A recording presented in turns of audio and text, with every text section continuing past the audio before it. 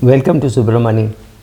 Uh, Whenever you take up any topic, the first thing that you should learn is the nomenclature, right? So, first is the glossary. You will want to see what each word means, right? So, if you want to learn about mutual funds, you will go and learn about what is net asset value, what is an AMC, which is an asset management company, how is it, how does a mutual fund work, right? Similarly, in equities, especially in equity regulation, one word which the regulators and the media have to learn is knowing who is a trader and who is an investor. Last few years, we have added tremendous amount of demat accounts and brokerage accounts. There is no doubt about that. The kind of boom that we have seen, we keep saying that 1% of India is investing or 2% of India is investing or whatever the word investing means. I don't think there is anybody in the media who even thinks that nomenclature difference is important. They don't do it and they don't think it is important. So who has been losing money in the last 3-4 years? SEBI report was very clear, and I think SEBI report was very was over fair, saying 90% of people lose money. I think my figure is more like 99% of traders lose money because they don't want to learn trading. They just want to sit and trade, and they say, oh, I thought because petrol prices have gone down, I should short ONGC or some stuff like that. Makes no sense. Yeah, but they do it. And who helps them are millions of well, not millions, hundreds or tens of hundreds of YouTube videos who were teaching them what is debit, what is credit, or any of those basics which can be taught on YouTube to trading, right? So there are trading videos, and there are people who come to me and suggest that, oh, your content is dull and boring, we want more trading. Boss, there are enough traders, right, who tell you what to buy today, what nifty put option to buy, sell, whatever you want to do. I am not going to ever make those videos. I don't even make videos to SEO compliance. There are people who have got exasperated telling me, look, you need to change your headlines, you need to do things differently. I will not. This is what I have, this is what I can give you. I've been in the markets long enough. I know what it is to lose money, and I know one thing: start defining a trader and an investor separately. Traders will lose money, especially those traders who have not learnt any trading, or they think they can attend a training course for 3 hours and suddenly become George Soros. He's not a very great man to know about, but yeah, to become world's greatest trader, you just have to attend a 3-hour course. You got to be joking. I know traders who do well, who maintain copious notes, who are I'm surprised that his wife has not yet left him, because his bedroom has 2 laptops always open, one television set always on, 2-3 phones. He deals in gold, he deals in the Japanese market, deals in the US market, deals in Europe, right? These are maniacal traders. They know what they are doing, but they are educated. They do only that. All this friend of mine, all his money is in bank deposits, right? He takes a position in gold, he takes a position in oil, all those things he does. He's a good trader, but he does not lose money. He's one of those rare people who know how to trade, and therefore doing trading as a profession. His own money is managed by his brother. He does not have a clue whether he's got 1 share of any company or no. If anything, he'll have the index, and on that also he has no view, right? Because because he has to take a trading view. He does not have an investment view. So first of all, you have to understand what's happening. Secondly, if the traders who don't understand what they are doing go and fall victim to so many people in the market who are perhaps just peddling influence, or peddling their training, or peddling their portfolios, whatever they are peddling, you have to understand one very basic fact. I can't name people, but some of the best fund managers are not great communicators, and some of the communicators don't manage funds well, but the communicators get more money than the good managers. Now you can take any names. I can give you names of good fund managers, but I obviously will not give you names of good communicators who also get assets to be managed, right? So yeah, I don't think many of the fund managers, no, I don't want to name even the good fund managers. So let me just give it a pass. Is it possible for the regulator to regulate the training, the trading tips, the alleged finfluencers or whatever you want to call them. I seriously don't know whether they can. I have spoken to two SEBI chiefs who said we don't know how to regulate the media. As far as I am concerned, the mainstream media and the social media are more or less same. Both have enough influence. The influence of the YouTube guys is now increasing, which is perhaps hurting or irritating the mainstream media people, because people are now not saying, oh, I read it in this place. They say, I watched it on YouTube and this fellow said this share is worth buying. Right. So I think there is some kind of jealousy also in the mainstream media saying, oh, influencers have to be curtailed or controlled, etc. I have no clue whether the regulator has the capacity to control, or he has no clue how to, or she may not even know how to control, because normally the regulators wake up only after the hit and run job is over.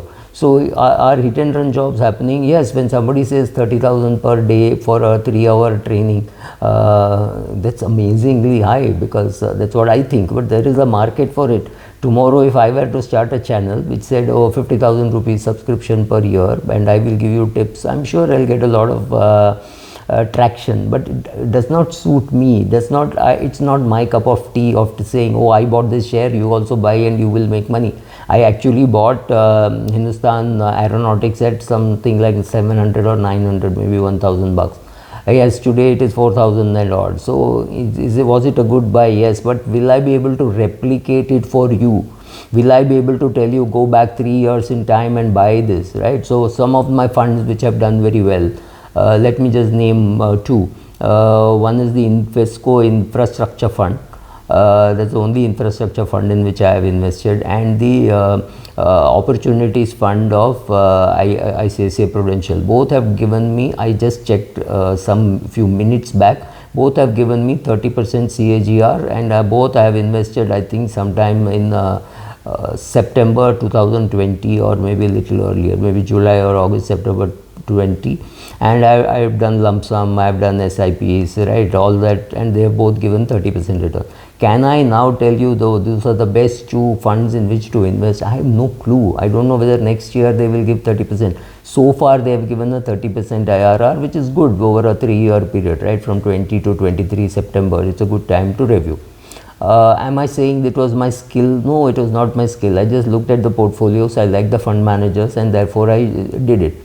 Am I marketing those funds? No. If yes, it is at your risk, because I don't make any money if you buy those funds, and for all you know, Monday morning I may even be exiting those funds because I am happy with the profits. So is it possible for people to come and teach you trading? Yes, but is it possible for you to learn trading? No. You have to make proper notes, you have to sit and learn a lot of it by yourself. Why would somebody come and teach you for 3,000 rupees, 4,000 rupees, 40,000 rupees? Doesn't really matter. Is the pricing of this training wrong? Well, it is for you to decide, right? So I can buy shoes for 200 rupees and I can buy shoes for 2 lakhs of rupees. There is a market out there which is willing to buy, and it is for the market to decide whether the training is worth buying at 60,000 rupees an hour or at 60,000 rupees a year, right? That's for you. That's not the job of the regulator. It is the regulator's job to make sure that all these people exist, and then it is up to each individual to decide what is to be done. Yes, of course, the unprecedented boom in the market over the last 3 years has helped such people. Maybe if they had come when the markets were doing badly, maybe if they had come in 1999 or 2001, it wouldn't have helped, but maybe it would have helped if they had come in 2003, because the market was booming. When the market is booming, these things help.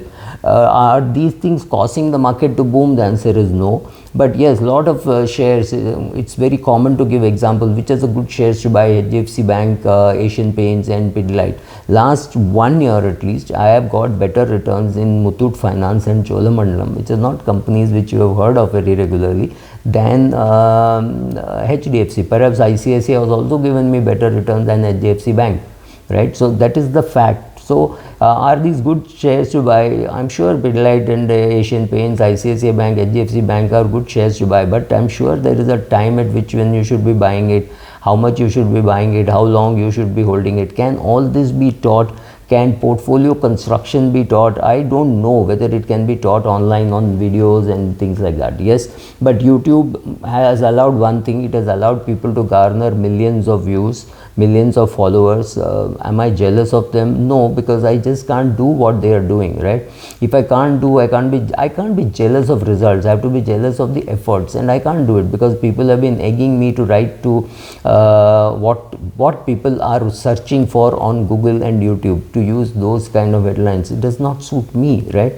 So I think the regulator should start by saying who is a trader and who is an investor. That definition is very important. Investors are not getting hurt by these YouTube videos, I'm sure. It is the traders who are getting impacted, and if traders think that they can just go switch on a YouTube channel and he'll give you 3 shares to buy this morning and sell off tomorrow evening or today evening, whatever, day trading, next day trading, buy today, sell tomorrow kind of trading, whatever. And if you think that is going to happen, and it does happen for people, that's called beginner's luck. So you earn 10,000 one day, you earn 20,000 one day, and suddenly one day you lose 2 lakhs because you have done leverage position. So understanding your own capacity, understanding how Yudhishthir got carried away in the Kridangan, right? So knowing all that, read your history, read those stories to know how difficult it is, and to believe some YouTube guy will come and show you the way is wrong. This is today's reality. Does it hurt me? No, it does not hurt me, because I am not going to watch those videos. But I see those people have millions of viewers and I am struggling at 50,000. Am I jealous of them? I can't, because I can't do all those things which they do. They got better editors. They make shorts and put it, and they attract viewers. And when after viewers come, then they say, oh, there is a subscriber channel, you can buy through that. Then there is a Telegram group through which you can buy and sell. Are these people good traders? I have no clue. I don't even know whether they are good or bad, because I don't know anything about them. Should they be regulated? I have my views, because if you can't regulate an Economic Times, if you can't regulate the biggies, the Mint and all of those people, how are you going to regulate these small YouTube channels?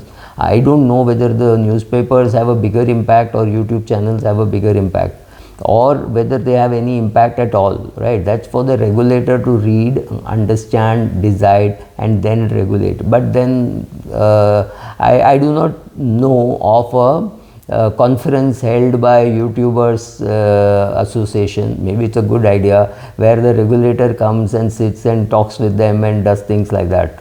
Well, the regulator does go to media events, so where is the question? Of course, when HT or Mint or ET does a conclave, the regulators are there, their journalists are there, people are there, that is being a live telecast is happening on their, all of them have some favorite channels on which these things are happening. Are they creating influence? I don't know. When I write a book, am I creating influence? I do not know. When a more famous person writes a book, are they creating influence? I really don't know. But ultimately, like the old Max Life ad said, advice तो सभी देते हैं, आप किसकी सुनते हो? For example, when people ask me which share to buy or things like that, I just can't give you any advice, not because of anything else, but because I don't know you. I know which share to buy for myself, but I have no clue how should a person earning 25,000 rupees a month, whether that person should even be buying shares, right? Or should they just be putting money in an index fund? I'll start from the very philosophy of saying, do you have a 1 crore term insurance? If you don't have that, don't even come to me. That's not something which you want to hear. You want to hear, nahi sir, aaj subah kya lene ka hai? I have no clue, simply because I don't know you.